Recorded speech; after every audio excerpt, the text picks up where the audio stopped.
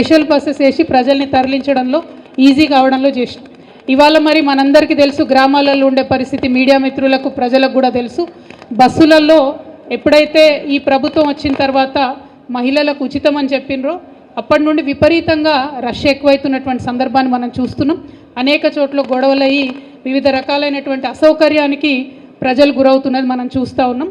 So ఇంకా ఆ పథకం ఒక గాడిలో పడేలోపే మరి సమ్మక్క సారమ్మ జాతర వస్తూ ఉంది కాబట్టి ఈ జాతరకు ప్రత్యేకించి ప్రజలకు అసౌకర్యం కలగకుండా మరి పురుషులకు ప్రత్యేకంగా బస్సులు వేస్తారా, లేకపోతే మహిళలకు వేసే బస్సులే ఇంకా పెద్ద ఎత్తున పెంచుతారా, ఏదో ఒకటి చేయాలి. కానీ బాధ్యత తీసుకొని ఈ జాతరకు వచ్చే ప్రజలు ఇబ్బంది పడకుండా ప్రభుత్వం దీనిపైన ప్రత్యేక దృష్టి పెట్టవలసిందిగా మేము విజ్ఞప్తి చేస్తూ ఉన్నాం. ఎందుకంటే లక్షలాది మంది వచ్చేటటువంటి జాతర, అనేక సదుపాయాలు ఇక్కడ చేసి ఈ జాతర యొక్క ప్రతిష్టను మనం పెంచుకుంటే నేషనల్ స్టేటస్ కూడా మనకు వస్తుంది. కాబట్టి దాని మీద ప్రభుత్వం సీరియస్గా దృష్టి పెట్టాలని చెప్పి నేను కోరుతూ ఉన్నాను. అదేవిధంగా బీఆర్ఎస్ పార్టీకి సంబంధించి ఎప్పుడైనా కూడా వరంగల్ ఉద్యమానికి సంబంధించి మనకు పెట్టని కోటగా ఉన్నది. ఈసారి ప్రజలు పెద్ద ఎత్తున కాంగ్రెస్ పార్టీ వైపు మొగ్గు చూపినారు. సో కాంగ్రెస్ పార్టీకి ప్రభుత్వానికి చాలా బాధ్యత ఉంటుంది. వరంగల్ ఒక ప్రత్యేకమైనటువంటి స్థానం.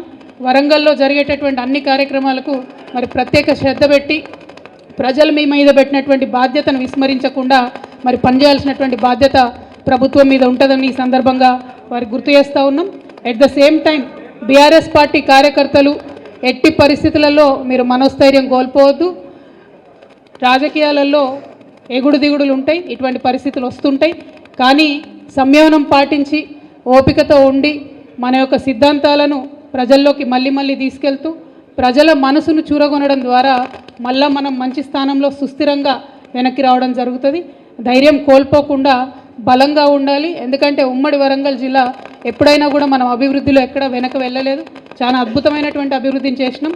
కానీ అలవిగానటువంటి వాగ్దానాలు చేసి అలవిగానటువంటి అబద్ధాలు చెప్పి ఒక రకంగా ప్రజలను మభ్యపెట్టి మరి ఇవాళ ఇటువంటి పరిస్థితిని మనం గమనిస్తూ ఉన్నాం. సో ఈ పరిస్థితి ఎన్నో రోజులు ఉండదు. కార్యకర్తలందరూ కూడా ధైర్యంగా ఉండాలని చెప్పి నేను మీ అందరికి కూడా విజ్ఞప్తి చేస్తూ ఉన్నాను. ఇక అనేకమైనటువంటి సమస్యలు వస్తూ ఉన్నాయి. ఇవాళ ఎగ్జిస్టింగ్ 44 లక్షల మందికి ఏదైతే పెన్షన్లు వస్తూ ఉన్నాయో వాస్తవానికి ఎటువంటి ఇబ్బంది లేకుండా పెన్షన్లు ఎవరికైతే వస్తున్నాయో వాళ్లకు పెంచి డైరెక్ట్గా జనవరి 1వ తారీఖు నుండి ప్రభుత్వం ఇవ్వాలనుకుంటే ఏదైతే 2000 పెన్షన్ ఉందో 4000 చేస్తామని చెప్పినారు. ప్రజలకు అసౌకర్యం కలగకుండా డైరెక్ట్గా 1వ తారీఖు నాడు 2000 వస్తున్న వాళ్ళందరికీ 4000 ఇచ్చి ఆ తర్వాత అప్లికేషన్స్ తీసుకుని ఉంటే ప్రజలకు కూడా సౌకర్యంగా ఉండేది. సరే ఏమైతేనేమి డిసెంబర్లో పెన్షన్ రాలేదు, జనవరిలో పెన్షన్ రాలేదు, రైతు బంధు రాలేదు అనేటటువంటి చర్చ గ్రామాల్లో సాగుతూ ఉంది. కాబట్టి త్వరితగతిన ప్రభుత్వం ప్రజలకు భరోసా ఇచ్చి